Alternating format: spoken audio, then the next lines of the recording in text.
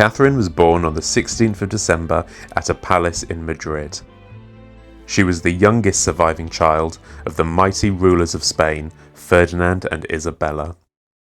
Spain was a Catholic country, and therefore Catherine was obviously brought up with this religion. As we will see, her faith was massively important to her throughout her whole life. Catherine had a happy upbringing and she was well educated. She loved reading and spoke multiple languages. Over in England, in the same year that Catherine was born, the horrendous War of the Roses ended, and Henry Tudor, her future father-in-law, became King Henry VII of England. At the age of just 3, Catherine was betrothed to King Henry's eldest son, the heir to England's throne, Prince Arthur. Catherine therefore grew up knowing that she would one day become Queen of England. And at the age of 15, she left Spain for her new home, bringing with her many attendants, including some African servants who are thought to have been the first Africans in London.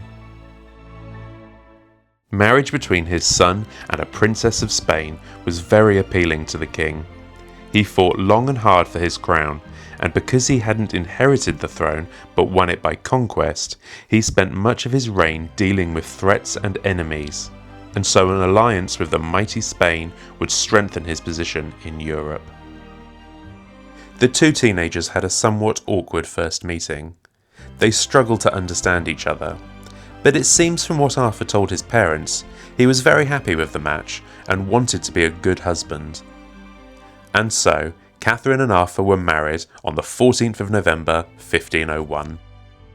After the celebrations finished, the couple made their way to Ludlow Castle and established their household. Sometime after arriving at Ludlow, they both became unwell, and while Catherine recovered, tragically Arthur died just 5 months into the marriage, leaving Catherine a young widow. Now the question of whether the marriage between Catherine and Arthur was consummated, and therefore valid, would become a matter of huge importance in Catherine's future. After Arthur's death, Catherine was left in England in quite a lost position. Henry VII, who was extremely shrewd with money, was unwilling to return her dowry, and therefore she was left in financial limbo, struggling to pay for servants and gowns, but was also expected to act as a princess, without a clear path forward. Henry even considered marrying Catherine himself after the death of his own wife. It was, however, agreed that Catherine would marry Henry VII's second son, also called Henry. However, they needed and got a dispensation from the Pope to marry, as she had previously been married to his brother. And so on the 11th of June 1509, the now King Henry VIII, as Henry VII had died the previous April, marries Catherine. She is 6 years older than him, but there seems to have been a wonderful close bond between them. Henry seemed infatuated by his new wife and very happy. As a queen, Catherine was very popular and influential.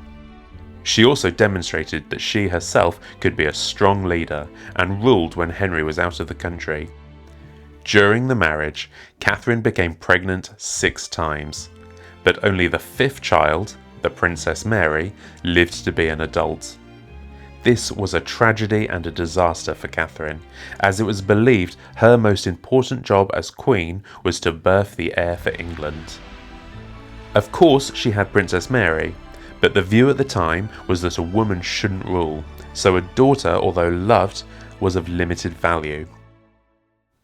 Henry, Catherine, and in fact everyone with even the most basic understanding was painfully aware that without a healthy son, the whole Tudor dynasty was in huge danger. Over the many years, with all the failed pregnancies, Henry became dissatisfied with the lack of a male heir. He had multiple affairs with many women. These affairs excited him because he loved being with beautiful women, but it was also a way for him to see if he could get other women pregnant and have them successfully birth a son. When this happened, it led him to believe all the problems of their marriage were not his fault, but Catherine's. Around 1526, Henry met and fell in love with Anne Boleyn. Anne was a forceful young woman who would not settle for merely being yet another mistress to the king. She wanted to go all the way. Henry's love for Anne, as well as the years of frustration at the lack of a son, led him to start thinking what would once seem unthinkable: a divorce. To help justify his actions, he used the fact that Catherine had previously been married to his brother as a way out. Catherine continued to maintain and say until her eventual death that the marriage to Arthur was never consummated, and that she was in fact always Henry's true wife. Supposedly, a servant claimed that he was told by Prince Arthur back in the day that the couple had in fact had sex. Now, how credible this is hard to say, but it was a way of saying Catherine was lying. Henry, really meaning business, appealed to the Pope to help get an annulment. Although annulments were hard to get for a royal marriage, it wasn't impossible, as Henry's own sister Margaret had in fact had one for her marriage. Henry, after years of failing to get his way, did something huge. Despite having once been a devout Catholic, he would break with Rome and the Catholic faith and set up the Church of England with himself as head. This would be a big problem for Catherine, as she could no longer appeal to Rome for help because English kings were declared to have no superior on earth, including the Pope, and therefore Henry would be able to banish Catherine from court. It's almost impossible to sum up the enormity of what was happening here. He was not just changing things for himself, but the whole country, and the ramifications of his choices would cause problems and divisions for years to come. Religious tensions would be a problem for many of the kings and queens that would follow him, all because he wanted a new wife. For years, uncertainty dragged on, with some of the most important men in the country arguing what should happen. Some just wanted to please the king, probably in hopes of personal advancement, while others strongly stuck to their opinions and said that what the king wanted was impossible. Ultimately, the lack of a son was a constant shadow, and what would happen after the king's death with no son to follow him was a very real concern. Catherine was defiant. She herself was brought to speak publicly about the situation, where she showed dignity, honour and enormous strength. She spoke directly to Henry, and with many eyes watching, asked for justice, fair treatment, and says again she was his true wife. However, in 1533 the marriage was declared illegal, and speedily after, Anne Boleyn was crowned queen in an impressive celebration. Sticking the knife in even further for Catherine, the Princess Mary was declared illegitimate. That same year, Anne Boleyn gave birth to her daughter, Princess Elizabeth.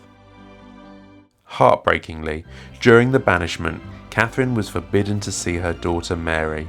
They were, however, offered the chance to meet again if they would both acknowledge the new situation with religion and accept Anne as the new queen. However, neither woman was prepared to do this.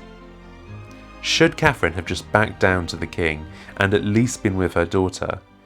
It's a really tough one, and I feel few would have judged her for caving. Certainly she showed amazing strength of character at this time, but to never see her child again was very sad. After banishment, Catherine's life was quite depressing. She always believed herself to be Henry's true wife, and the faithful few around her supported this. But all she really had to do was wait in somewhat isolation. She would eventually die in 1536 at the age of 50. Some believed that she may have been poisoned. It's hard to say what Henry felt in private, but publicly he and Anne seemed to show no real sadness about her death. Ironically, considering how fearful everyone was of having a woman ruler, Catherine's daughter Mary would one day become Queen of England. Although her mother never lived to see it, I think it would be something she would have been thrilled to see happen. On one hand, you could argue this gave Catherine the last laugh, but Mary did such a terrible job, and her decisions led her to be considered one of the worst rulers ever. She killed so many of her subjects, she became known forever in history as Bloody Mary. Would Catherine have supported her daughter's decision if she had lived? Well, we'll never know, but I like to believe she would have been against them. Most of what I have read about Catherine is that she showed much love and kindness.